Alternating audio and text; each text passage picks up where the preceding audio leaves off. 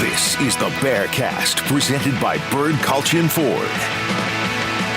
Bird Culture Ford has been in Waco since 1936. Ford is the #1 selling truck in Texas 43 years running. The Bearcast is also presented by WellMed Medical Management and USMD Health System Dallas. Here's Craig Smoak and Grayson Grundhoefer. And welcome in, everybody, to the start of the regular season. 2023 kicked off last week with a soft opening for college football. But here we are, week number 1, and a full slate in store. That includes the Baylor Bears returning to the field, and more specifically, returning on Saturday evening at 6 o'clock to take on and host Texas State.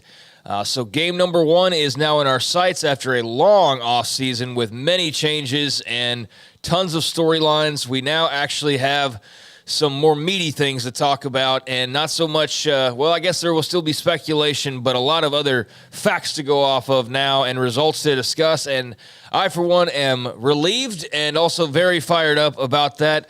Welcome in, everybody, to the Bearcast. And as we start with game weeks, a little bit of an earlier start time for those of us who listen on the app, or catch us the podcast later on. Not much is going to change for you, but for those of you who may have been watching us live on YouTube the past few weeks, we're starting a little bit earlier now on Tuesdays.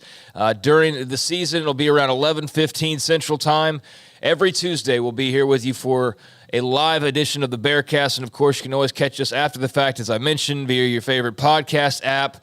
And YouTube and all the rest. But Craig Smoak with you, joined as always by Grayson Grundhoefer. Also got Garrett Ross behind the scenes as well, and hope you are having a good one. And hopefully you're as pumped up as I am about the fact that we have arrived at this point. Grayson, it is a game week and couldn't have come at a better time. I don't know how much longer most of us could have waited at this point to see some football, and just fired up to have something to look forward to this Saturday. How about you? Absolutely. I mean, I've been thinking about this matchup kind of all week to start this week and really all off season, right? Just the simple fact that the season's finally going to start, and it's always very intriguing. You get an opportunity to see this first matchup and kind of get a decent indicator of what Baylor's going to look like throughout the year, which will be a lot of fun. But again, when you look at last year's performance against Texas State and then you look at the year before, it's really funny how, Baylor played so much better in last year's performance compared to the first one, and then they were way better in 2021 compared to 2022. So it all comes back to how much are we actually going to learn from this matchup? I'm not sure that we're going to be able to answer that, but I think in general, it's just an exciting time to get that first week going. Yeah, I don't think this will tell us everything, just like I don't think week 1 will tell the tale, or week 0 will have told the tale for all the teams that partook last weekend. Notre Dame looked good, but, there's still far more to learn about them as they play more opponents, and I think that'll be the case with Baylor as well. But I got to tell you, this is not just some team you're just going to shove to the side like the school bully and just move on from. There are some things about this Texas State team that, don't put you on upset watch necessarily, but do make you a little bit nervous, especially when you look at their strengths versus Baylor's perceived weaknesses. And so we can get into that as we go along the day. We will talk Dave Aranda's opening press conference that took place on Monday morning. Also get into the first depth chart release. And I honestly don't know how much the depth chart each week is going to be a huge talking point, because I don't really think this is the most transparent exercise in the world, but there are some things to note, at least in this first one. And we'll also get into just what to look out for from Texas State and from Baylor this weekend. And we'll close out with some predictions on the Big 12, of which I've already told Grayson we'll have to be mindful of time because, honestly, there's 14 teams now, and so that means, at least in these first couple weeks, a lot of games, and we're not going to spend an hour, unpacking every Big 12 matchup, but we will have a little roundup there at the end of this broadcast to touch on all of the new Big 12 and the games coming your way here in week number 1. But let's start here, Garrett, and Grayson as well. Dave Aranda with his opening press conference yesterday. Good to see him back at the podium. Touched on a lot of familiar offseason topics like Blake Shapen and the transfers they brought in, and also touched on some of the, upcoming challenges from Texas State and what kind of problems the Bobcats will present. Before we dive into some of those, specifics like G.J. Kinney and that offense, what sort of stood out to you, I guess, from the depth chart release and the fact that we got our first eyes on that? As though I said, it's not going to be like we get every single up-to-the-minute update with that thing, but it does give us a good idea and a good starting point here, at least in week number 1. I mean, I think based on kind of the way this unfolded, we pretty much got almost the entire depth chart right last week when we talked about it. There's a few things here and there that I see on the depth chart. I don't necessarily believe that that's how it's going to play out through the entire year. Like Kyler Jordan has been awesome in fall camp, a leader, a young leader, honestly, for this group, and a guy who I do think can be really, really good at Baylor, but he's listed as the starter by himself, and I find that hard to believe that he's going to be the starter all year over Garmin Randolph and Byron Vaughns. I do think you're going to see a lot of rotation with that group, but I do think ultimately Randolph and Vaughns are probably going to play the most snaps when you move forward in the season. Outside of that, if you look at the starters, I mean, there's not really a lot to hit on outside of that. We pretty much talked about everything else. I mean, if you want to mention Jonah Burton.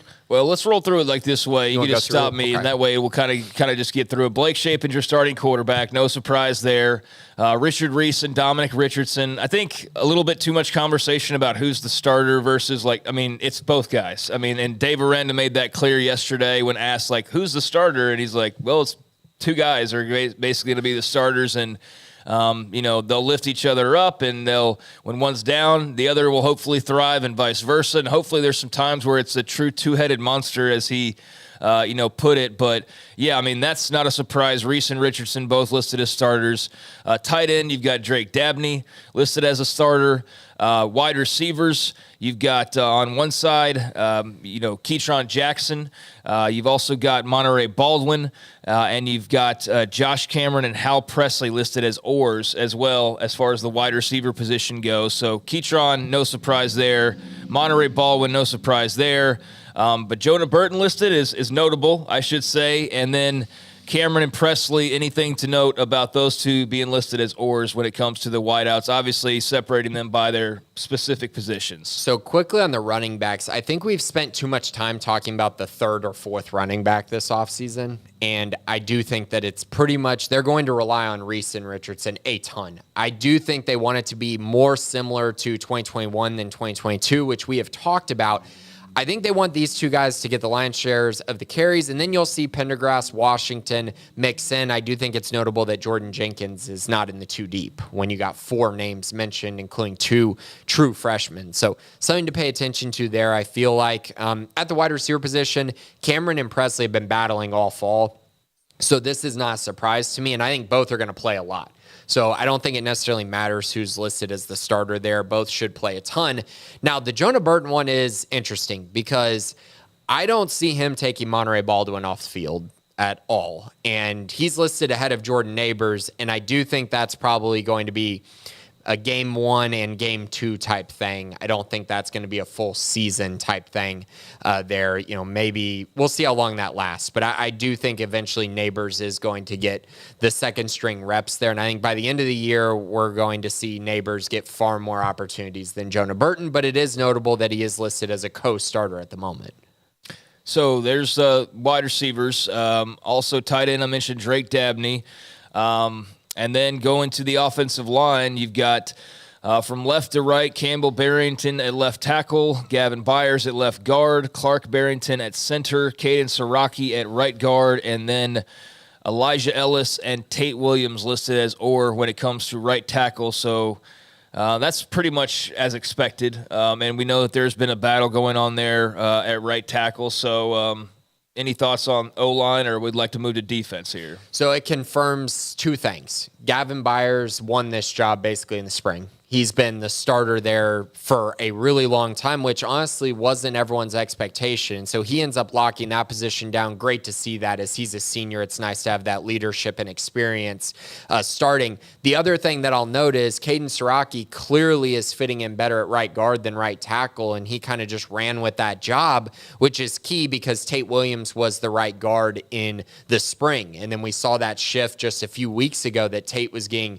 opportunities at right tackle. And so now it flips from Caden Siraki versus Elijah Ellis to Elijah Ellis versus Tate Williams for that final starting spot. But in general, I feel really good about those three and the coaching staff to pick the right two to start. But I think you'll see all three in this first game get a lot of snaps. So there was the offense, not much in the way of major surprises, I guess you could say. Some of the bigger, I guess, notables would be Jonah Burton being listed there at one of the wide receiver spots as an or, along with Monterey Baldwin. As you just explained, the offensive line sort of shaking out these last few weeks, and everything else is pretty much as is. And I do think you're right as far as the running backs go. I think it was made pretty clear that it's Reese and Richardson, and then, whatever we see after that will be more of a luxury, and, especially if we start getting into, like, the fourth and fifth running backs. But I think all that's pretty plain and clear. If you've been following this team, there's not a lot of shockers here on this first offensive depth chart. Over on defense, you've got TJ Franklin, man the field and spot. You've got Cooper Lands or Trevin Maye, the newcomer from Oregon, at the nose tackle spot. And at the other end, you've got Gabe Hall listed as the starters there. Jack position, Kyler Jordan is who you mentioned. And then you've got him as the starter, as the redshirt freshman, and then that's where you also see Carmen Randolph and Byron Vaughns, and so that's just very interesting that he's listed there as a starter. Weak side linebacker, your Will. You got Mike Smith, no surprise. He's had a huge offseason ever since arriving.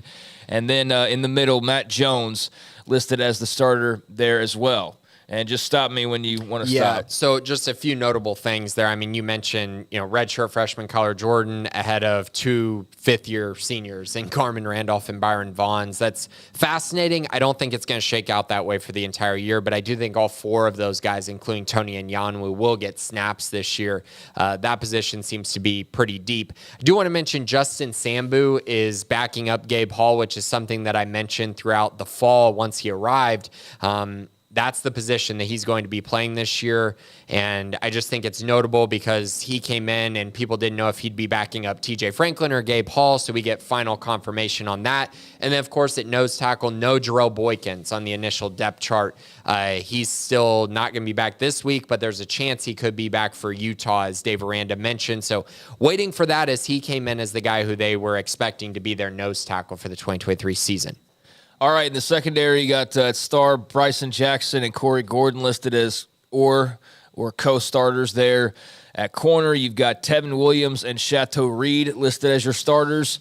And then you've got Devin Lemire and Devin Bobby as your starting safeties. So there's the defense, Jackson or Gordon at star, but then Williams, Lemire, Bobby, and Reed, your secondary setup. So there you go, and those guys will be challenged right out of the freaking gates, man. You have concerns about the secondary, you have wonders about the secondary. It's not going to take us long to see a few things about this secondary on Saturday, as we will get to. Anything on the defense before we move on here? Yeah, secondary was chalk. I mean, this is exactly what we said it would be. Still waiting on figuring out, a Johnny Carter situation when he's going to arrive. But yeah, I mean, this is what we expected. This is what we said going into it, so it makes a lot of sense. Do want to mention one quick thing. Josh White is playing the Will now. He was playing the Mike for a large portion of camp, so he's backing up Mike Smith, and no Carmelo Jones listed at the linebacker position, which is rather interesting because he played really well in the spring. So outside of that, though, you got two freshmen listed as backing up at the cornerback position, Caden Jenkins and Carl Williams. So keep an eye on those two guys as well. But in general, yeah, the secondary is kind of what we expected. So there is your depth chart. In special teams, Isaiah Hankins and Jack Stone listed as oars for field goals and kickoffs. Palmer Williams, your punter. So that's how the kicking setup will be. And then, numbers of guys listed at returners. Corey Gordon, Richard Reese, Tayshawn Wilson, Dawson Pendergrass, Look at kick returns, Jonah Burton as well. Punt returns, Josh Cameron, Monterey Baldwin, Armani Winfield, Jonah Burton, so on and so forth.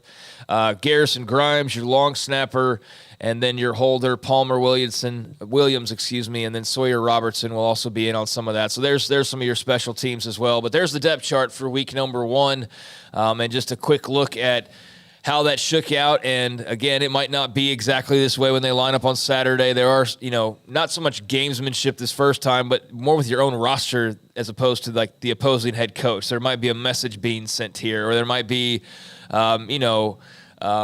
a suspension that leads to a guy being listed or not listed, or there might be an injury that we don't know about that leads to a guy being listed or not listed where you expect. So there's some of those things that are yet to be discovered or that we'll learn about along the way. But here's your first glance, and not too far off from what was sort of originally predicted. So a nice base to go off of, and that leads us into, Aranda and what he had to say on Monday. And, as we mentioned, he covered a lot of bases, whether it be some of the normal topics or some of the newer topics. And those newer topics were about Texas State and the challenge that they present. So, let's take a look at the Bobcats and what's going to be running out onto the field to face the Bears this Saturday evening, led by G.J. Kinney, who comes over after a very successful year at Incarnate Word. He's just in his second year as a head coach, obviously has a background. Baylor fans are very familiar with the Kinney family. His father, an alum. At one point, G.J. was a Baylor quarterback commit, eventually flipped to Texas, and then eventually went on to Tulsa and had a short pro career and then got into coaching, the family business, and has rapidly risen through the ranks after, learning some tools along the way in the pros as well. And really, he said in an interview with us yesterday and in other interviews he's done that he was given the advice to just play as long as possible and soak up all that he could that way. And then it was inevitable he was going to go into coaching, but try to play as long as you possibly could. So he did, and had a career where he got to see a lot of different things, got to see a lot of different systems, be around a lot of different people, make a lot of different relationships. And once his pro career wrapped up, he got back into coaching, started that, and he's been at 7 different places over the 7 years of his coaching career, including these first 2 head coaching stops. Last year with Incarnate Word, they were 12-2. They won the Southland. They had the Heisman winner of the FCS, which is the Walter Payton Award, and their quarterback, Lindsey Scott. Lindsey Scott is now on staff at Texas State after a very successful record-breaking and Walter Payton Award-winning career. And now GJ moves over to Texas State, replacing Jake Spavital. And we saw Jake Spavital last couple of years facing Baylor. As you pointed out at the start of the show, 2 years ago, a Big 12 championship team got all they wanted from Texas State and San Marcos. And then last year, a team that won't be remembered for very great reasons, like demolished them in the opening game, and he thought, oh, wow, this team's going to be great. And that was not the case. So GJ comes in, brings over a lot of the people from Incarnate Word where they had success, and has, the reputation for being an offensive mastermind and one of the great up-and-coming bright minds in college football. A offense that has been kind of just a combination of different things he's learned from various stops and coaches, and that includes Chip Kelly, that includes Doug Peterson, that includes Jeff Traylor, that includes, Gus Malzahn, a lot of heavy Gus Malzahn influence, and a lot of other things he's picked up along the way. And what you have is an offense that averaged over 50 points per game last year. And so this is going to be a real challenge because it's going to be very familiar to what we saw from old Baylor offenses, what you see from Tennessee currently, but it's also going to have its own G.J. Kinney twist on it. So when you start to look at this offense and knowing what Baylor's defense is bringing to the table, what kind of stands out to you, and what are your first thoughts when looking at the Bobcats? I mean, I think if you look at what happened at Incarnate Word and what Lindsey Scott brought to the table, I mean, I think the first thing to note is Lindsey Scott is not playing for Texas State this year. And what Lindsey Scott did last year was absolutely remarkable. Really the last 2 years, he was phenomenal at Incarnate Word. And G.J. Kinney just had this explosive offense that ran the ball well. They threw the ball well. They were just absolutely dynamic against everyone they played against. It was fun to watch. And I mean, they made it deep into the playoffs as well before losing to North Dakota State by just 3 points. I mean, they were a great team last year at the FCS level. Now, How does that translate to Texas State? Because you're coming in, you're going to implement something new. You have two quarterbacks that you brought in out of the transfer portal, and Malik Hornsby and TJ Finley, who have been very underwhelming at this point in their careers. Are you going to be able to get something out of them that the last stop could not? You also have CJ Rogers, who, of course, was at Baylor before. He's the third-string quarterback. They have a lot of weapons at wide receiver. Baylor saw Ashton Hawkins last year, who torched them a little bit at times. Short passes, but he was still dynamic, and it was another one of those, that's a red flag that maybe we should have paid more attention to, as the first 2 weeks, Chase Roberts and Ashton Hawkins both looked really good. Yeah. He's back. He's going to be very good for them. They brought in a lot of transfers from Incarnate Word on the offensive line as well. So he's trying to make it as close to Incarnate Word as possible, but let's be clear, there are still a lot of missing factors there, and the big one being Lindsey Scott. Yeah, but you do have a couple of guys who clearly have some talent. It's just not been maximized, and you wonder if this is the key. They are different players, though. It's not like no matter who goes out there, it's going to be the exact same thing. Mm-hmm. They do bring different skill sets, so you just wonder with his ability as a coach and the system, if he's able to squeeze out, the juice, so to speak, from a couple of guys who at one point in time were pretty hot commodities at a higher level. So there is that, double whammy of who could you see, and also what could they possibly look like in an offense that obviously is pretty prolific. And I made mention of this in my article this week, or one of the articles this week, is this is going to be a test for this defense early on. They're going to stretch this defense out. They're going to test that secondary. I mean, they're going to run the football. They're going to do a lot of different things, and they are going to try and exhaust Baylor with their speed and spreading them out and doing all that stuff. And I think this is going to be really fun to watch if you're just a football fan and X's and O's guy, you are salivating at the thought of seeing this offense and this style that's kind of taken the world by storm here lately, and the wise old defensive mind and Dave Aranda, who's seen all these offenses come and go and has mastered his own craft. Yeah, it's not going to be on the same level of like if GJ had been at Tennessee for the last 5 years and had built this thing up. But it's going to be pretty fun to see like how the chess match goes here with Aranda and Pallage and Kenny and his offensive coordinator and Mac Leftwich. Definitely. I mean, they're going to try to spread things out. They're going to try to take opportunities deep downfield while also just moving the chains through the passing game. And I mean, you look at what they did at Incarnate Word. I mean, they ran the ball extremely well, 215 yards per game. I don't think they're going to be able to do that against Baylor. They're going to have to throw the football a ton, in my eyes, to actually win this game, or to at least to compete in this game, is to throw it a lot and create explosive plays. So if you look at kind of what they have on their depth chart, specifically at quarterback, Malik Hornsby is much closer to what they had with Lindsey Scott last year. A more dynamic runner. Baylor recruited Malik Hornsby out of high school. He went to Fort Bend Marshall High School, ended up at Arkansas. Really good athlete, extremely fast. He was at Fort Bend Marshall with Devon Chain. They were elite running the football, those two guys, in that read option scheme. That's what he's going to bring to the table, the ability to run that read option and be very dynamic and just create more options for them to actually run the football at a high level. That's what I'm expecting from Hornsby. I do think he'll be the starter on Saturday. I don't think that's been officially named yet, but I do think he'll be the guy. I just think he gives them a better opportunity to win this game. As far as TJ Finley goes, if you see this guy take the field on Saturday, you're going to be like, wait, that's a quarterback? He is like 6'7" is what he's listed at, 255 pounds, but I saw him back in high school. The guy literally looks like he's like 6'10", 300. I mean, he is massive. And so if you see him run out there, you're going to be like, holy cow, that's the quarterback. Strong arm, not very mobile, but can make all the throws. His problem is not very decisive, not very accurate, and just really hasn't put it all together. The one thing I will mention, though, is before Lindsey Scott got to Incarnate Word, he had not put it all together either. And so that's kind of what I think they're hoping for, is that in this offense, they're able to find a quarterback that can really put it all together, learn under G.J. Kinney, and really figure it all out during their time at Texas State. Question is, will that be year one? That's kind of what we're kind of waiting to see.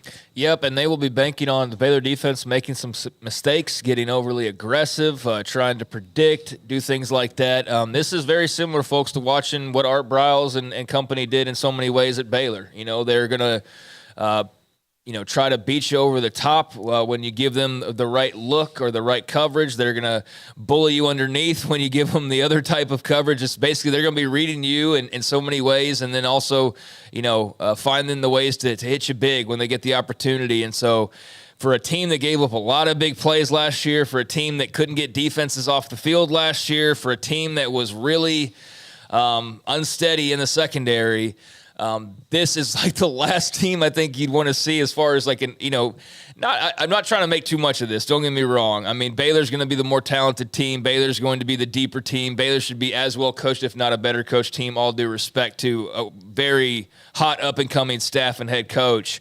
But there are things that I do feel like they are absolutely going to be tested. This is not your average, like, hey, we'll be gone by halftime. Let's just bank on this being a blowout. This is the type of offense that if this secondary is not shored up and they're not tackling well or they're not in the right spot, like you could find yourself getting hit for 6 really quickly and, making this a game that lasts a little bit too long and gets uncomfortable at some point. So I definitely think that's of mind for this football team. It's more about what they do, obviously, but if they don't do what they're supposed to do, then I think Texas State's the type of team that can make them pay for it. Definitely. I mean, they're going to try to create those explosive plays, no doubt about it. The one thing I will mention, we've talked a lot about Texas State here.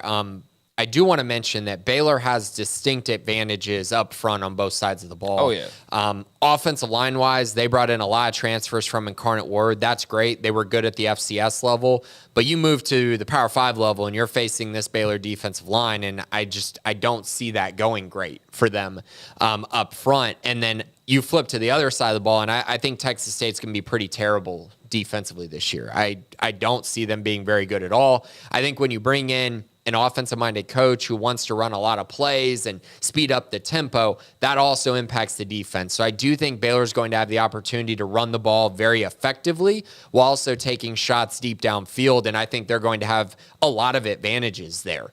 And so while I do think Texas State provides some unique circumstances, some unique scheme on the offensive side, I think this is a Baylor team that should be able to do whatever they want offensively, control the tempo, control the time possession, and control the pace of play, which I think is going to be very key to them winning this game, fairly easily if that does happen. Yeah, and most of the numbers that you see are favoring Baylor in a pretty significant way. There's not like a 3-point spread on this game when you look at Vegas. It's expected to be a game that they handle their business and move on along. But given the biggest question mark heading into the season, that is the biggest strength for your first opponent. So I think we're going to see that tested pretty early on. But you're right. Like in other areas, Baylor has a significant advantage. In all areas, they have an advantage or a pretty close to significant advantage. It should be a matter of going out there and executing and performing and doing your job. And quite frankly, you'd love to just say like, oh, yeah, like that's just automatically going to happen. But there are a lot of question marks that we don't know about this team and a lot of new faces. So it just being that first game, there's just a lot of unknowns that we will get to see, and I'm excited to see that and have a better grip on kind of what to expect with this football team after seeing some real live action for the first time. Yeah, definitely. And I do think we will learn some things, right? I mean, as far as, Texas State attacking Baylor, we'll learn about what Baylor's secondary is about. We'll learn how good Baylor's pass rush is. I think we're going to learn a lot more about the defense because, I expect the offense to move just fine. Now, if they're stuck in the mud, that could be an issue because you're about to play a really, really good defense next week in Utah. And so all of this, you're going to learn a few things, but again, don't try to come away with too much to learn about this game. I mean, we've seen it the last 2 years. The game that was much closer, that team ended up being way better than the team that blew out Texas State in the first game. So come away with little things, come away with little plays here and there, maybe scheme things, maybe individual players,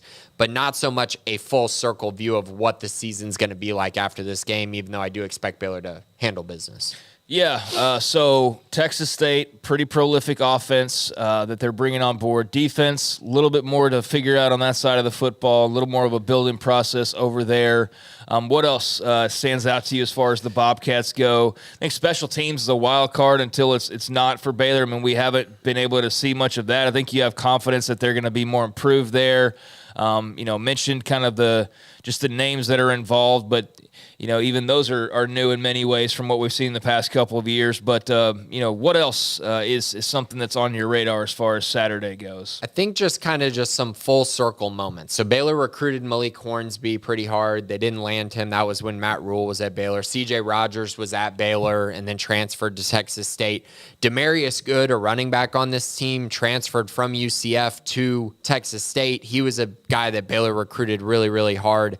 So just some kind of full circle names. Drew Donnelly was a name that I know Baylor looked at for a little bit as well. Sean Shaw was at Iowa State, so Baylor's played against him a couple times. So a lot of guys that just you randomly look at their depth chart and you go, hey, Baylor recruited those guys, so that should be rather interesting to see kind of if they pan out or play well at Texas State. But in general, I mean, the craziest part about Texas State is just how many transfers they lost, how many guys they brought in. The 53 new players. That's crazy. Like that kind of roster turnover. It would be crazier if you had your head coach from a year ago. Obviously, when you bring in a new coach, they're going to make a lot of changes. My question is, how quickly does that all come together? I do think G.J. Kinney's going to have a lot of success at Texas State, but it might take a little more time. And he's definitely got to find his guy at the quarterback position. I think that's priority number one for them going into the year. As far as Baylor goes, I mean, this is really, like you said, all about Baylor, right? Can they come out and run exactly what they run offensively and defensively consistently? And can they have success with that? And that's honestly all I'm going to be looking for in this matchup. Baylor just being Baylor is going to be very key, and hoping they don't come in and start getting out of their funk and getting into a funk and kind of getting out of their game. Because if that happens, that's going to be problems. So 6:00 on Saturday, Texas State and Baylor, game number 1 of the season. We know this will be a very tough first month of the season for Baylor. I mean, these first couple of weeks are games you expect to win, and I looked at it at the most updated glance. Baylor 26.5-point favorites, so they're expected to go in there and handle their business, but it's going to ramp up in a hurry. I mean, they're going to get these first couple weeks where they're going to be heavily favored, and then after that, I mean, it's a crapshoot on how many games they'll be favored in beyond that. I mean, Texas, UCF on the road, Utah before that. I mean, that Utah game, a lot will probably depend on Cam Rising, but I guess that's next week, right? Yeah. But then you've got week 3 with Long Island, so I got that backwards. But, yeah, I mean, next week, Utah. Then Long Island will be like your other dip. But besides this week and then, Long Island, which is sandwiched between Utah and Texas, and then your road trip to UCF and so on. Not trying to get ahead, but just saying, like, enjoy this game. And then, and then after that, like, hey, man, it's off to the races. And who knows, there's probably a couple, hooks and jabs to be on, the lookout for still this Saturday, but they are heavy favorites, and they're expected to, be able to kind of name their score in this one. But how they go about doing that, how that unfolds, how they stay healthy, how, the depth chart looks by the end of the game, and all these different things. I'm very excited to just see proof in the pudding and be able to have something substantial to go off of. So, very excited about this one. Definitely. And on Thursday, everyone's going to get a chance to watch Utah versus Florida as well. So you kind of get a preview of what Utah is going to look like. You don't ever want to look ahead. Texas State is obviously dangerous, and their offense is very interesting. But I think it is nice that you get to watch Utah on Thursday, get to watch Baylor on Saturday, and also just kind of get ready for that matchup. And that's not to say they get to look past Texas State. Definitely not. But I do think that they should take care of business this week and get ready for Utah the next week, which I know we'll talk a lot about. But, yeah, I mean, you got to get ready. I mean, because Texas State, Utah, Long Island, and then conference play starts, and you got Texas coming into your building. So everything has to be organized, ready to go from the very beginning this year for Baylor. All right. Do you want to get into some questions here? Yeah, we got a lot. We'll cover most bases by the time we wrap up with all of the questions, and we do have a lot, so let's be mindful of time here. The MPH, what's up with Jordan Neighbors? I was optimistic he'd take the next step, have a decent role this season, but a lot of whispers that things have been rough. Hope we still see him a good amount. Yeah, I can't dive into too much on this currently, but I do think things will change after, maybe the early part of this season. I do think Jordan Neighbors is going to get a lot more touches than Jonah Burton, a lot more snaps than Jonah Burton, and be a big part of what they're trying to do offensively and on special teams. What are y'all's thoughts on Kyler Jordan at Jack? Just an honorary thing due to Randolph Byron being suspended or new? Or should we be concerned talent-wise of the group? Appreciate y'all on the pod. Well, MPH, we appreciate you as well. Thank you for the questions. I mean, Kyler has definitely worked his way into being inside the top 3 in that unit. Obviously, I know he's listed as the starter, but as I mentioned at the beginning, I fully expect Garmin Randolph and Byron Vaughns to be the starters, the guys who get more snaps than Kyler. But I do think this is a good sign of Kyler's development, his leadership, and what he's brought to the program.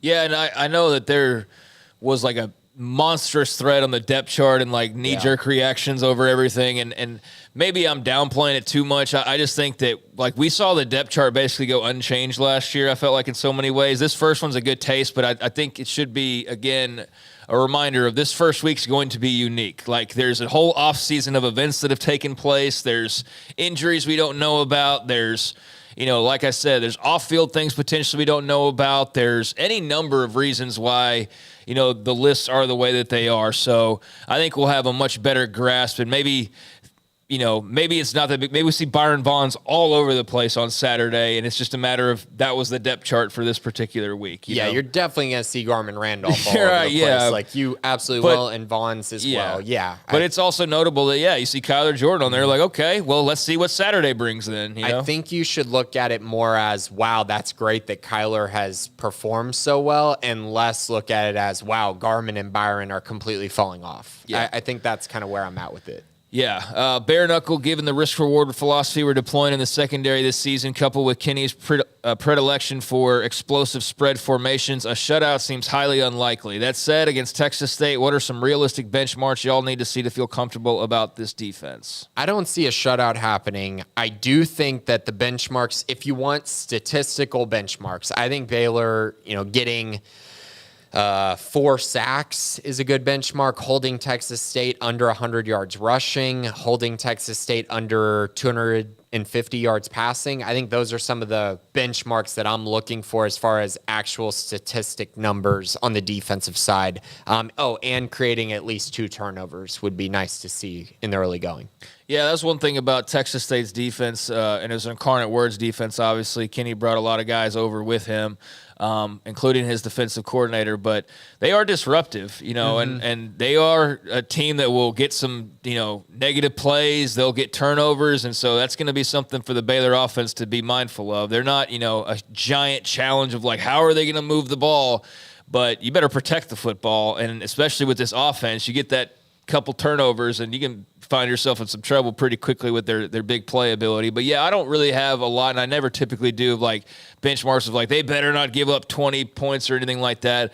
But I definitely don't expect a shutout. But I also don't expect Texas State to hang like 30. And if they do, I'd be pretty wildly concerned about something like that. Or if they were to throw, I think yardage is a bit of an overrated stat, but if they're throwing for like 500 yards, I'm going to be a little bit concerned about that as well. For sure. And just quickly on their defense, they gave up 29, 41, 41, 38, 63, and 35 in games last year at the FCS level. So they weren't stout defensively. They had good moments against bad teams, but they also had some pretty terrible moments. All right, let's roll here. Alpha Needle, would you trade a loss at home at Houston?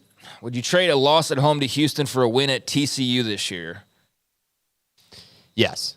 I would too, actually. I mean, that Houston loss would probably not feel pretty good, but, man, the TCU dominance has got to end at some point. I mean, that's to me a way bigger deal than having a few Houston fans be able to brag, for a year or so. As compared to TCU fans and what they've been able to brag about, I would much rather beat the Frogs. Is Bryson Washington fully back now? I'm not sure, but I will say him being listed on the depth chart makes me think that he'll probably play this week. So I'm not 100% sure on if he's practicing today, but I do view that as a good sign for how he's progressing. Useless Kim Degree, like the name said, that they'd trade going 1-11 for a win at TCU this year. No. I mean, absolutely not. I think that's also, tongue in cheek, but I don't know. There's probably some people that would, and I wouldn't necessarily. I mean, I would at least go, maybe. I mean, because that's how dire it's been against the Frogs here as of late. Monster Bear 61 got a few things here. What's the outlook for special teams? Do we have a dedicated coach, or is just somebody who's splitting time coaching another position? Well, they brought on a special teams coach this offseason. Tyler Hancock. Tyler Hancock. And who are designated punt and kick returners? Well, I listed them off at the beginning. There's 8 guys that are punt and kick returners listed, 4 starters at each position. Yeah, so, I think that as the season progresses, Jordan Neighbors, I do think, will be the guy who gets most of those opportunities. I'm hoping they don't put Monterey Baldwin back there a lot. I don't want him to get injured on special teams. But there's been some other guys like Josh Cameron who was listed there. I know Corey Gordon was listed as well, but I do expect Jordan Neighbors to kind of be the guy as the season progresses. Yeah, and all you have to do is take a look at the depth chart and you can get the full list. But yeah, there's 4 starters listed at kick returner and punt returner. So a number of players will be suiting up there. But yeah, Jordan Neighbors is a safe bet to be one of the ones that emerges. Sawyer Robertson, how much eligibility does he have left versus Chapin? Does he have a light at the end of the tunnel? Yeah, so 3 years left for Robertson, 2 years left for Chapin. I don't know what does he have light at the end of the tunnel, but yeah, he'll have an opportunity to compete for the starting job. I would think next year, maybe if something happens this year, he'll play, but he would have a year where he would be the starter at Baylor if Chapin is the starter for the next 2 years. Is he likely to transfer if he doesn't get to play this year? Again, we've speculated. We've gotten asked this question a ton. It's possible because he would only have 1 year, but who knows? The quarterback position can be such a weird thing where it all fluctuates, but yeah, I'm not going to speculate too much on it, but yeah, you could definitely see that as a possibility. Can he rotate into another position? No. No, he is a quarterback, and he's only going to be a quarterback. Walk-ons and preferred walk-ons, is anybody emerging from the pack and onto the field? Not that I'm aware. I haven't heard anything especially about walk-ons. So, if there is somebody that's emerging, I think we're going to have to see that with our own eyes because I don't think anything's really been super pointed out. Yeah, like Jonah Burton being listed, he's not on scholarship. Gavin Yates will have a role. He's a walk-on. RJ Martinez is third-string quarterback. But as far as guys who I think are going to play a ton, I think it's pretty much just Gavin Yates and maybe Jonah Burton. Outside of that, it's going to take time. They had a really good preferred walk-on class this year, though, that could do some things. Do we have any dual sport athletes on this year's team that we can look for in track or b-ball? Not that I'm aware of, no. Yeah, no Ish Wainwright situation or Rico Gathers or any of that here lately. Jared Burr, what's the complete story on Ajani Carter? What are the chances that he's on campus this fall and suited up for the Bears? I feel like we've given the complete story. He had to finish up classes at Utah State, so it took him a while before he was even able to, send in academics to Baylor. It took till, I think, August 11th, I think, was the date. So they're just waiting for him to get enrolled and get accepted into the school, I think, or something along those lines with academics is kind of where things are at right now. And until that gets cleared, that's why he's not practicing at this point. But I do think the chances are still pretty high that he's going to be on campus this fall and play for Baylor at some point this year. Ryan Allen Long, what are you hoping to see out of Baylor this weekend against Texas State?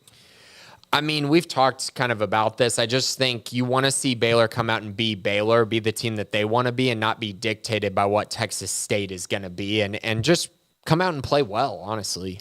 Yeah, I just want to see a team that looks like they know what they're doing. I want to see a team that looks like they enjoy what they're doing, as opposed to last year when you definitely got the feel that things were just sort of out of whack. Team that, is a bit in rhythm, even though there's going to be some gremlins in the first game, But, yeah, just a team that, is able to display its talent and show off its strong suits and not make too many mistakes and just be kind of smart with the way that they play football. I think that's going to be the big thing for random teams is you're not always going to out-talent people, but you're just going to out-execute and out-discipline and do those types of things. And so I think if you see them with some strong discipline and execution, then that bodes well, more so than just seeing them hit a couple big plays. Although seeing some big plays on offense down the field would be pretty nice as well. And a secondary that doesn't give up 6 touchdowns and 500 yards through the air would be great too. So just all of those things would be A-okay with me. Jared Burr, I always say I'd go 2-10 every year as long as we beat TCU and TU, a.k.a. Texas. So, yes, thank you, Jared, for chiming in there. I think a lot of people would just love to see a TCU and however that comes about this year. Big Cheese 83, what results coming out of camp have surprised you the most personally? Honestly, there hasn't been a ton. I think Caden Siraki moving to right guard instead of playing right tackle was kind of one that stood out to me initially as a surprise. A lot of the other things we saw during spring camp, and kind of got a good feel for what was going on there. I guess on the defensive side, with no Jarrell Boykins, you're seeing Cooper Lands kind of continue to play that position and be worked in at nose tackle. Trevin Maya coming in and playing nose tackle as well is intriguing. But I think in general, none of this has really surprised me just because we saw so much of it during the spring. We saw them add transfers to shore up some positions on the defensive side. And so, maybe the biggest surprise is Johnny Carter not being on campus yet. Yeah, that's a bummer, and hopefully that situation gets resolved here pretty soon. Overall, Minion, what are some realistic stats for Saturday night that would make y'all feel like the football team could exceed your expectations for them this season? Thanks, guys.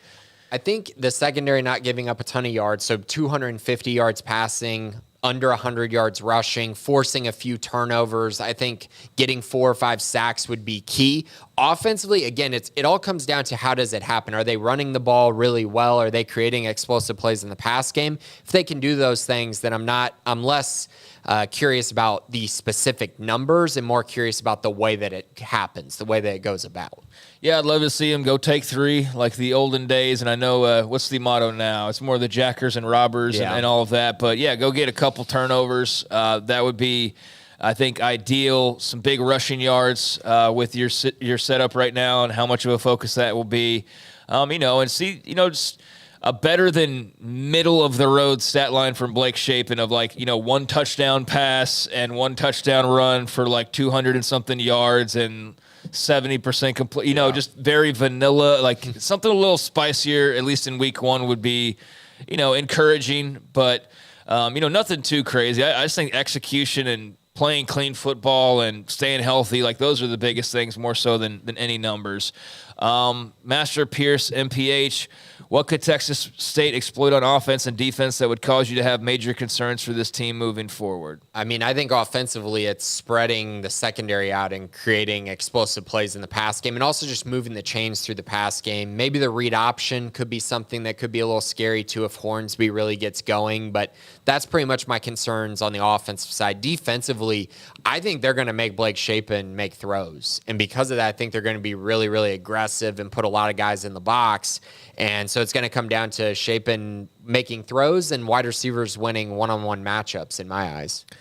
Bear Sack, why has Aranda struggled to have a high-end secondary during his BU tenure?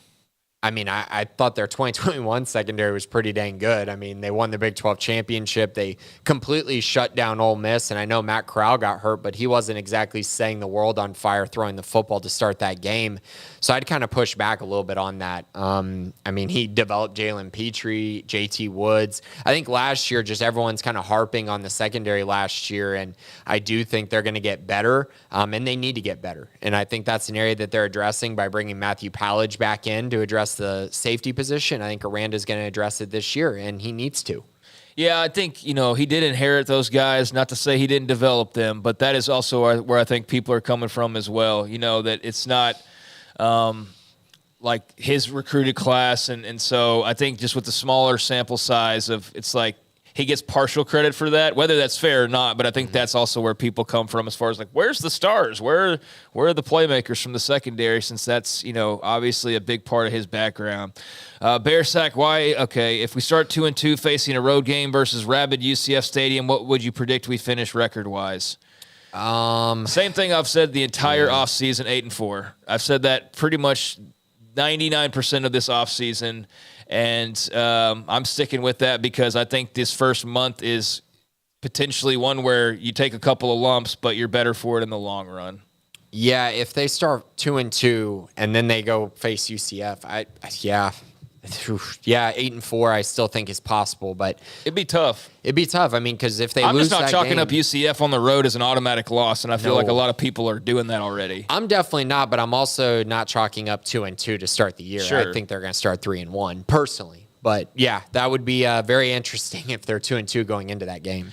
Yeah, I mean, I think that's a possibility, and that Utah game will be pivotal coming up next week. So let's revisit that, shall we? But yeah, if they start off 2-2 and then go to UCF, my 8-4 is looking a little shaky.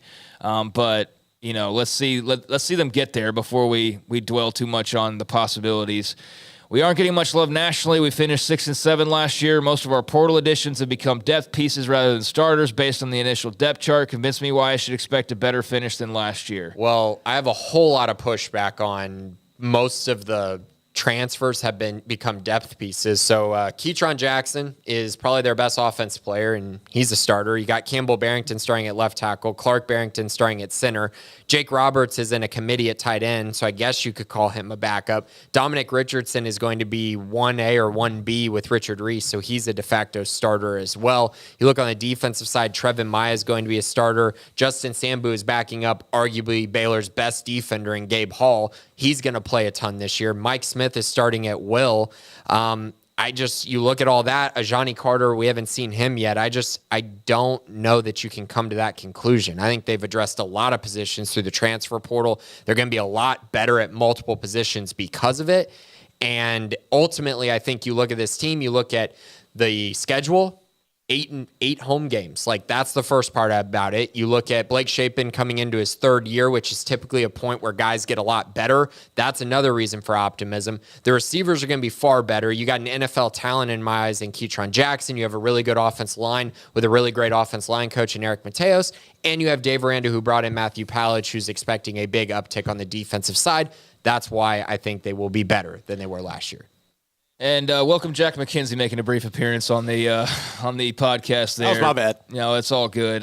But yeah, I think Bear Sack, that answered your question. I'm sitting fireside tonight with my second four-finger pour. Finally, a reasonably temp evening. What's your go-to bourbon? Bullet. Do you have one? Yeah, Bullet for me. All right. I'm not a drinker, so kudos, cheers, but I don't have a recommendation in that regard.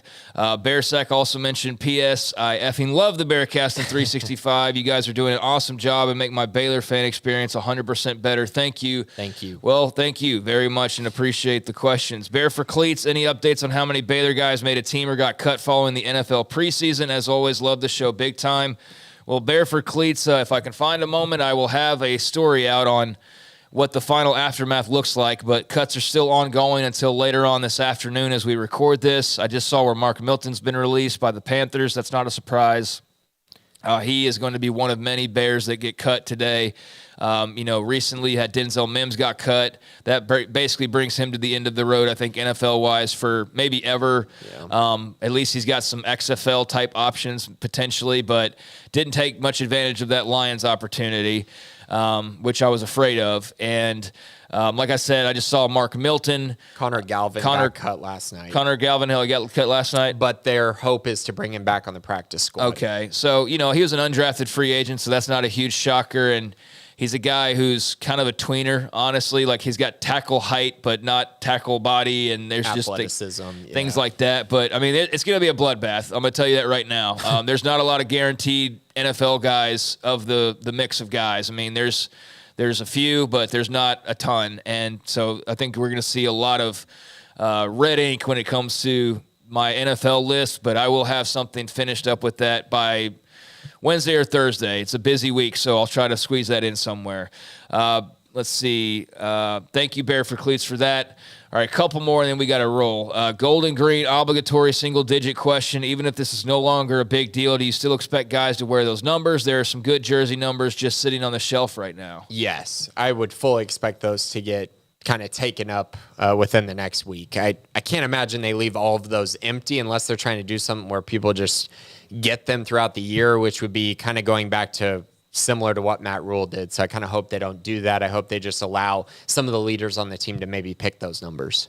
Yeah, that is interesting. I mean, they definitely are not making a big deal out of it, but those are sitting empty, so I suppose we could see that on Saturday, of just an unveiling of sorts. That'd be cool, right? To kind of see guys come out there in new numbers. It might be a little confusing for some people, but media may not love it. But if you give us a roster that's updated, then it won't be that big of a deal. But yeah, that's interesting. I haven't really thought about that too much. But you definitely want to fill those numbers up because those are the flashy ones. Those are the ones for your stars most of the time.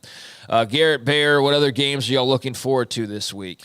Yeah, I mean, on this slate, I was kind of looking for the big ones, Utah, Florida, coming up this this weekend. That's going to be a lot of fun. Week 2 is way better than week 1. Way, way better. Yeah, for sure. I mean, that's kind of a big one. Obviously, LSU, Florida State will be a lot of fun to watch on Monday. Clemson, Duke, just because I have high expectations for Clemson this year. Colorado, TCU, Yeah. I think will be interesting just because of, Prime. the reload for the Frogs, and then also Dion kicking off the Colorado tenure. So I think that one's of interest.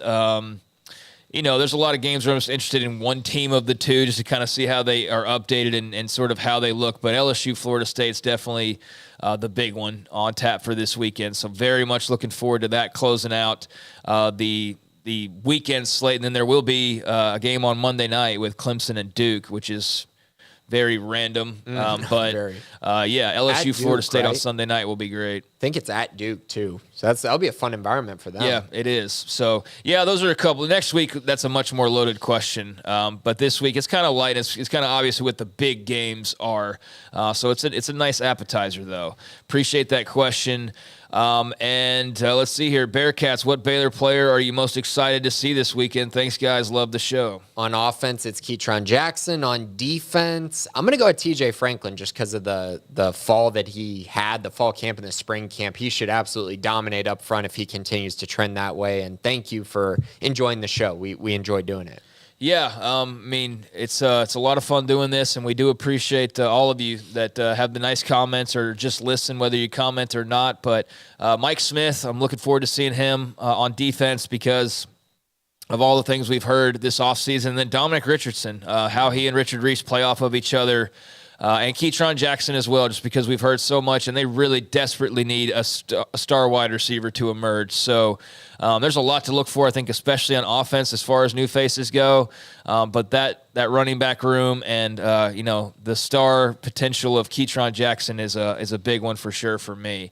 And I'm going back to Garrett's question again as far as the games this weekend, because I'm just sitting here looking over the slate and hoping that another one will pop up. But I think we kind of hit, there's only really a couple of big games. But, man, that LSU Florida State one's going to be something else. So, can't wait to kind of dive in each weekend to see what's what, and it's going to be a lot of fun, a heck of a lot of fun. So, Bearcats, thank you for asking us. The final question, a number of them, you can tell it's the regular season again, right? Yeah. With all of the questions that we got, and thankful for it, thankful for all the listeners, and thankful that we actually have some games to talk about, because with all due respect, the offseason and speculation and what could happen and all that's fun, but I much prefer talking about what's actually happening, and we're going to finally be able to do some of that starting with next week's episode. So that brings us to the end here, and we have predictions to make as far as the Big 12 goes, and this is where we'll highlight some games, but this is also a segment we're going to have to be a bit quick on, at least these first couple of weeks, because 14 teams in this conference now, with OU and Texas beginning their last run, and 4 new schools, and BYU, Cincinnati, Houston, and UCF now a part of the mix officially as well. And Grayson, we start on Thursday night, actually. Let's do it. So Thursday night, Kent State travels to UCF. UCF, a home game. They're a 36-point favorite on Thursday night. Who do you got? Give me Gus Malzahn and the Knights, not the Golden Knights, to be clear, the Knights of UCF. And I'm warning you, for those who haven't already been warned about calling them by that mascot name, it's just the Knights. Just the Knights. Okay. Yeah. Well, I think they're going to win this game big against the Golden Flashes. Yeah. I guess, have they kept their gold? They are still going. I'm just telling you, man, watch out for UCF Twitter. They are about it. Yeah, I'll take UCF big in that one. Friday, September 1st, 7 p.m., Missouri State travels to take on Kansas. Who you got? Give me Lance Leipold and the Jayhawks. I think it's going to be probably a near Big 12 sweep this first week, but yeah, definitely KU here. I got Kansas big, something like 52-20. I think they're going to win that game rather easily. Saturday, September 2nd, 11 a.m. on Fox, Colorado travels to take on TCU. TCU's a 20.5-point favorite. Future conference matchup beginning next year, but for right now, just a sexy non-con because of Dion and because of what TCU did last year. Give me the Frogs. This is kind of an ugly game last year. And you would never have thought coming out of that game that TCU was about to do what they did. You never would have thought that Colorado was going to eventually hire Dion either. So just kind of weird how that worked out, but very interesting game for a few reasons. But I don't think it'll be because of the the actual game itself necessarily. And yeah, TCU easily in this one. Yeah, I got TCU 45-24. I do think Colorado will hang in there a little bit just with all that momentum. They'll be ready to play, but TCU is the far better team. Next up, 11 a.m. on ESPN, Arkansas State travels to take on Oklahoma. OU is a 35-point favorite. OU might stumble at times this year. Remains to be seen how much better they'll be. But, yeah, Oklahoma easily. Yeah, Oklahoma big, 52-10. I like what Oklahoma brings to the table this year on the offensive side. Easy win in week 1. 1 p.m. on ESPN Plus, Northern Iowa travels to Iowa State. Iowa State dealing with that gambling scandal. Does that come to bite them week 1? No, Iowa State. I think Iowa State's going to win this game, but it's always close with Northern Iowa, and it's just kind of a weird vibe around Iowa State right now. 2:30 p.m. on Fox, Rice travels to take on Texas. Who you got? Texas. I mean, this is very much a matchup that doesn't have a lot of appeal because of just how one-sided I think this is going to be. I've seen far too many Rice-Texas games over the years to think this will be anything but the butt-kicking that it will turn into very quickly. Yeah, name your score. I'll take Texas 66-13. I think they're going to run this up on Rice. 2:30 p.m. on ESPN Plus, Eastern Kentucky travels to Cincinnati, another newcomer in the Big 12. How do they start their season? They're going to win like every other Big 12 team this week, I feel like. But, yeah, look, I'm interested to learn more about Cincinnati. I think they're kind of a hard team for most people to peg right now. And there's a lot of unknowns with them, but just unknowns also not only on their roster, but just I think Big 12 fandom still trying to figure out and sort of know about Cincinnati versus kind of the more in-your-face BYU or UCF. You know, Cincinnati's kind of harder to peg, especially with the coaching change. But, yeah, they're going to win this game. Yeah, a lot of changes here, but I think Cincinnati will win this one. Something like 34-10. I think it'll be rather comfortable for them. 6 p.m. on ESPN Plus, Southeast Missouri State travels to take on Kansas State in Manhattan. Who you got? Oh, please. Come on. Yeah. K-State's going to roll. Yeah, I got Kansas State big, 52-10. It'll be a beatdown. 6 p.m. on FS1, probably one of the most entertaining games of the week. UTSA travels to take on Houston. UTSA is actually a 1.5-point favorite going into this one. Yeah, I just realized there is definitely one Big 12 game that I don't expect somebody to win, but it's not this one, although this is the second one that could come down with a Big 12 loss. If Houston's not careful, they're a puzzling team as well. Donovan Smith now at quarterback after a lengthy run of Clayton Tune. No Tank Dell, no Alton McCaskill, even though they didn't have him last year either. But, yeah, I mean, Houston's a curious team, too. I don't think people really know how good or bad they might be in one direction or the other, but definitely leaning more towards potential to be bad than good. And so this is a dangerous game for them. And I'll pick Houston because it's at home and it's game number 1 and all that, but this is going to be a really tough game right out of the gates. I think by the end of the year, Houston's going to be pretty bad. But I think in this game, they're going to compete. This should be a really, really good game. And UTSA winning would not be a shocker. No, I was going to say I trust Frank Harris much more than I trust Donovan Smith. I'm going to take UTSA. A really close one, though, 35-33. I think they get it done. It'll be close, though. 6 p.m. on ESPN Plus, Central Arkansas travels to Oklahoma State.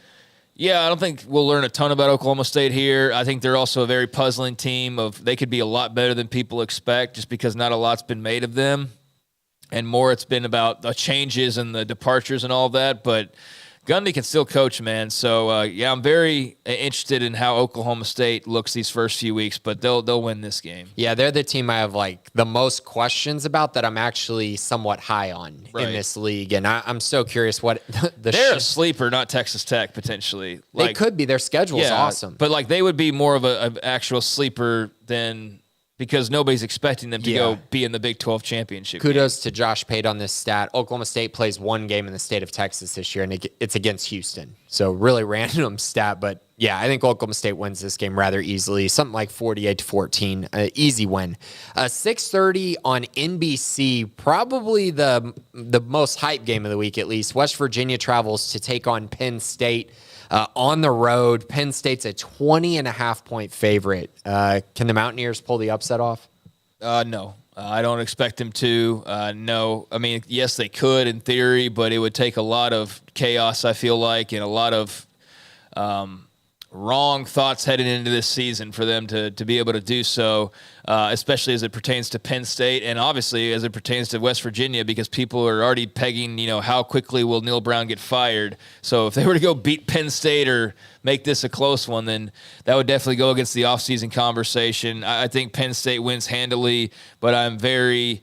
like with most teams, I'm very intrigued by what we're going to see from West Virginia, because I don't think people know exactly, what direction to point with him just yet. I think most people are pointing down, but, is there a reason to maybe point and have some more optimism, I guess? Yeah, I think they're going to put up a fight. I do think West Virginia is a borderline bowl team talent-wise, but I think Penn State is like a college football playoff contender. So therefore, I think Penn State's going to win this game. But I do think you'll see moments where you go, hey, West Virginia's not that bad. Yeah. But I think it'll be something like 42-20, rather easy win. We'll also find out who their starting quarterback is. Right, which I think will be Garrett Green, personally. But I know Nico Marshall's there as well. Marchiol. But yeah, I think Marchiol's the future. So yeah, I don't know. I think that Garrett Green's got a bit more playing time. But yeah, we'll see, and that'll be a big answered question this week. On CBS at 6:30, Texas Tech travels to Wyoming, and Tech, the dark horse, a lot of people's dark horse, is only a 14-point favorite going into this one. Interesting that they're on the road in Wyoming, of all places, to start the year. Just better not look too far ahead to Oregon the following week, because that's going to be a big game. But, yeah, I think Tech will go on the road and handle their business. They got a lot of hype behind them, a lot of expectations, and I think they'll at least make, through this first week unscathed, and then set up for a pretty big matchup in Lubbock against the Ducks. I think this game is going to be rather ugly. I think they're going to win, but I don't think it'll be a complete beatdown. Something like 30-14 sounds about right in this one. 9:50 p.m. on FS1, Sam Houston travels to BYU. BYU's a 20-point favorite. I mean, this is one of the scrappier teams that anybody's playing in this first week out of the Big 12, honestly. I mean, other than West Virginia, obviously, he's got freaking top 10 Penn State, and Houston's got UTSA, but I guess TCU, Colorado could be up there depending on how they look. But, Sam Houston's no pushover. They're going to fight you, if anything. But, yeah, give me BYU in Provo. First, launch of the Big 12 season for them. I think there's going to be a lot of excitement. So they win. But, yeah, Texas State's going to leave a mark or two, I think. Yeah. Sam Houston, excuse me. Yeah, Sam Houston's an intriguing team, but I think BYU's going to win that game. It's going to be late. Yeah, 30-10. I think it'll be somewhat close, but BYU's just far better. And then the final game, the Baylor game, 6 p.m. on ESPN+. Texas State travels to Waco to take on Baylor. Baylor currently is a 27.5-point favorite. The over-under is 62 points. Who you got, Craig? I'll go Baylor. I think that it'll be, a convincing win, and one where you're able to breathe, hopefully easy as the game progresses. But, should see a good amount of fight, at least early on. But, yeah, I think eventually they separate, and we get to see a bunch of different faces. And, I'm going with the Bears comfortably here. Yeah, the line just jumped up to 28, actually, which means a lot of the money is going towards Baylor this week. And I would take Baylor as well. I think Baylor's going to win this game rather easily. They got too much firepower on the outside, too many big guys up front, I think, for Texas State to deal with on the offense line, defense line. I think they control in the trenches, and they win this game rather easily, even though Texas State, I think, will show some flashes on the offensive side. But I like the Bears pretty big. Something along the lines of 56-20. I think the Bears get the job done. They can score that many points. I think that'd be a welcome, sign for a lot of fans out there to see them, cause the scoreboard to go a little crazy in week one. That'd be fun. And look, this is outside of week 3, their best chance at getting wins here. Outside of who they'll face in week 3, which is Long Island. But, beyond that, there's not a lot of gimmies on this schedule, so you better take advantage of the games you're expected or favored in, and that is certainly the case here, where they are big favorites, and you expect them to handle their business. To how they do it and to what extent, that will be the things that we unpack next week and discuss in depth. But, man, just glad it's here. Baylor opening the season against Texas State this Saturday at 6 o'clock at McLean Stadium on ESPN+. So, let the countdown continue, and, man, let's all celebrate the fact that college football's back, and let's all have a lot of fun this weekend as well. That's going to do it for us. A lot of info and talk jam-packed into a little over an hour, and that's what we'll be doing every Tuesday at 11:15 for those who want to catch us live on YouTube, and then also at any time on YouTube or on the Sikkim 365 app for Apple users and on the website and so on and so forth. You can catch us on all your favorite podcast apps as well. But man, just glad to be where we are in the calendar now, and cannot wait to unpack whatever happens this Saturday, both in Waco and beyond. Grayson, anything before we go here? No, just be sure to check out Sikkim 365 Premium side, especially during the season. We're going to have all kinds of content, news, notes, nuggets, just keeping you up to date with Baylor sports. And be sure to check out 365 Sports Monday through Friday, 3 to 6. Yep, we'll have a lot to unpack on that show as well, daily, and man, what an offseason it was, but now we've got all of those topics still kind of continuing on in some ways, but a new Big 12 debuting this weekend after a long and highly anticipated wait, not to mention all of the rest of the fun stuff going on across the country, and that'll include LSU and Florida State, which Garrett Ross will have eyes on, to be sure, along with millions of others this Sunday. So, man, fun weekends in store. We will talk to you next Tuesday. Thanks to Jack McKenzie. Thanks to Garrett Ross behind the scenes. Thanks to you for watching.